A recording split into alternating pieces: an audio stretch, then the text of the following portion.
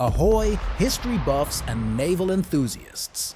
Let me take you on a whirlwind voyage through the life of Admiral William "Bull" Halsey, one of World War II's most daring and unpredictable naval commanders.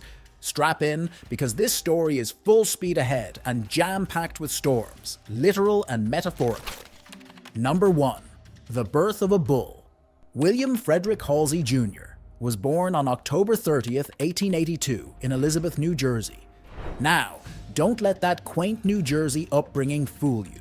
Little Willie, yes, he was called that, was destined for the kind of high-seas adventure that could make a Hollywood screenwriter jealous. His father, a naval captain, practically ensured that the salt water ran in his veins. By the time Halsey graduated from the U.S. Naval Academy in 1904, he was chomping at the bit to trade textbooks for battle stations. Fun fact: Halsey wasn't exactly a straight-laced student. Known for his high-spirited nature, he once racked up so many demerits, he became a walking reminder that you could be both mischievous and destined for greatness. Number 2. The making of a naval strategist. Before Admiral William "Bull" Halsey became the storm at sea that defined the Pacific theater, he was a student of the art of war. But let's be clear, Halsey's path to naval genius wasn't paved with flawless grades or meticulous planning. No, his journey was more like a zigzagging destroyer dodging torpedoes, guided by curiosity, grit, and a flair for thinking outside the box.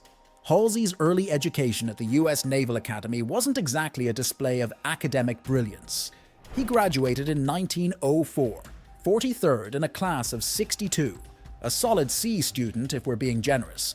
But what he lacked in book smarts, he made up for with street smarts. Halsey had an uncanny ability to read situations, adapt, and seize opportunities, qualities that would later define his command style.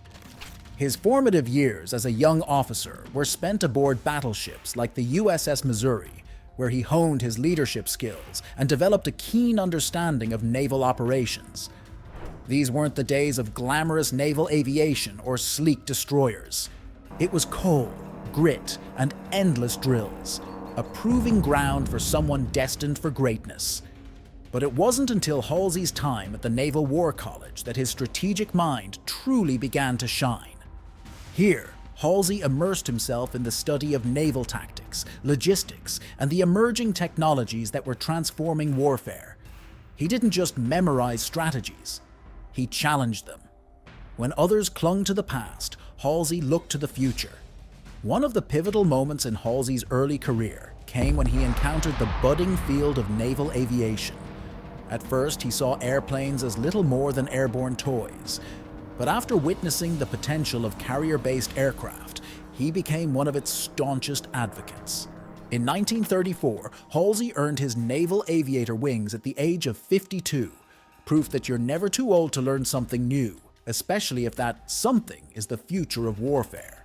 Halsey's relentless curiosity and willingness to embrace change set him apart. While many of his contemporaries clung to the battleship-dominated doctrines of World War I, Halsey understood that adaptability was the name of the game. He wasn't afraid to make bold decisions, even if it meant going against conventional wisdom.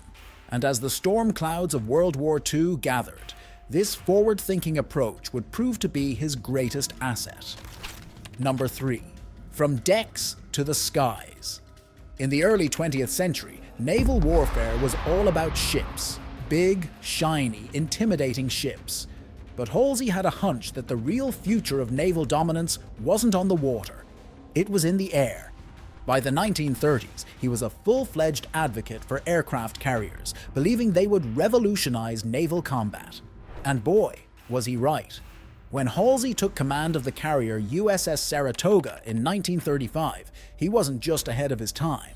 He was so far ahead that his peers probably needed binoculars to see his vision. He famously quipped, "The first time I ever saw an airplane, I thought it was a marvelous toy. But now I know it is the future of war." Spoiler alert. This gamble would pay off big time in the Pacific Theater. Number 4. Enter the Pacific Theater. Fast forward to 1941. The Japanese attack on Pearl Harbor dragged the United States into World War II and Halsey was thrown into the thick of it. Serving as commander of the South Pacific area, he quickly earned a reputation for his aggressive tactics and unrelenting pursuit of the enemy. But what really set Halsey apart was his leadership style. He wasn't the type to bark orders from the safety of a command center.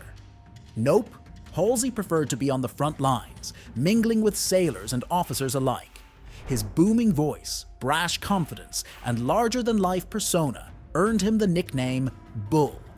Halsey wasn't just a commander. He was a living, breathing morale booster. Number 5. Bull by nature, Halsey's fiery personality. William Halsey wasn't just a naval commander, he was a force of nature. Known for his booming voice and larger-than-life demeanor, Halsey earned the nickname Bull, not only for his aggressive tactics, but for his no-holds-barred personality. He was the kind of leader who could simultaneously terrify and inspire. Think a drill sergeant with a mischievous streak. Halsey had a knack for cutting through red tape with the precision of a battleship's broadside. Bureaucracy? Not on his watch. Once, when told a supply issue might take weeks to resolve, Halsey reportedly barked, "Fix it by tomorrow, or I'll find someone who can." It wasn't a threat, it was a promise. And sure enough, things got done when Halsey was around. But let's talk about his temper, shall we? Halsey's fiery disposition was legendary. During one particularly heated exchange, he slammed his fist on a table so hard that his staff worried he might break it. His fist, not the table. Yet, despite his occasional outbursts, Halsey was beloved by his men. Why? Because beneath the bluster was a deep and unwavering loyalty. Halsey was fiercely protective of his sailors, often referring to them as "my boys." When a young sailor once made a minor mistake, he expected a tongue lashing. Instead, Halsey laughed it off, saying, "If you don't mess up once in a while, how will you ever learn?" His humor was just as sharp as his temper.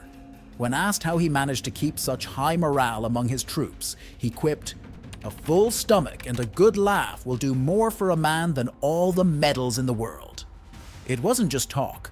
Halsey made sure his crew had both. Number 6. Guadalcanal and Glory. Halsey's first big test came during the Guadalcanal Campaign, a grueling 6-month battle that pitted Allied forces against the Japanese in the Solomon Islands. It was a turning point in the Pacific War, and Halsey's aggressive tactics were instrumental in securing victory. When he replaced Vice Admiral Robert Gormley as commander in October 1942, the situation was dire. Morale was low, resources were scarce, and the Japanese were gaining ground. Halsey immediately turned things around with his trademark "never say die" attitude. He launched audacious attacks, took calculated risks, and inspired his men to fight tooth and nail. The result? Victory at Guadalcanal. Halsey's bold leadership earned him a promotion to admiral and solidified his reputation as a fearless strategist. Number 7. The Typhoon that made a legend.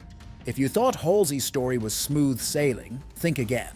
In December 1944, during the Battle of Leyte Gulf, he made a controversial decision to pursue a Japanese decoy fleet, leaving his own fleet vulnerable to an attack. It was a mistake that nearly cost the Allies dearly. But here's where the story takes a twist. Shortly after, Halsey found himself battling not the Japanese, but Mother Nature herself.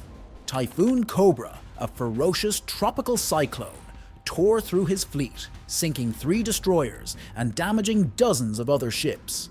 It was one of the worst disasters in U.S. naval history, and Halsey bore the brunt of the blame.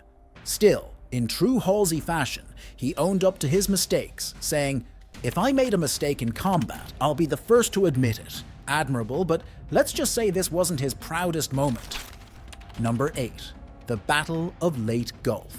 Now let's talk about Halsey's shining moment. Leyte Gulf. It's 1944, and the Allies are closing in on Japan. This was the largest naval battle in history, and Halsey played a starring role. His aggressive pursuit of the enemy and relentless attacks left the Japanese Navy in shambles. By the end of the battle, Japan's naval power was effectively crushed, paving the way for Allied victory in the Pacific. It was classic Halsey. bold, brash, and unstoppable. He famously declared, "Hit hard, hit fast, hit often," a mantra that perfectly encapsulated his approach to warfare. Number 9. The man behind the myth.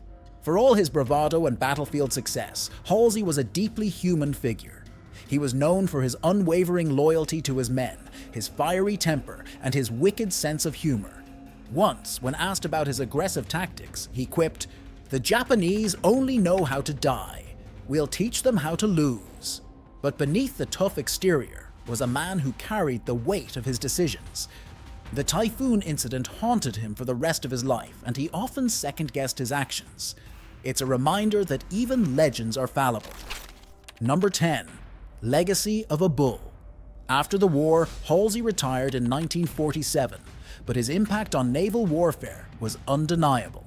He had helped turn the tide in the Pacific, championed the use of aircraft carriers, and inspired generations of sailors with his indomitable spirit.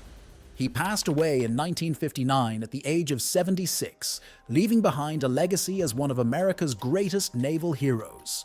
So there you have it, the incredible story of William "Bull" Halsey, a man who steered the US Navy through its darkest and brightest days. His life was a testament to the power of courage, conviction, and just a little bit of chaos. As Halsey himself might say, "There are no great men, just great challenges that ordinary men like me are forced to meet."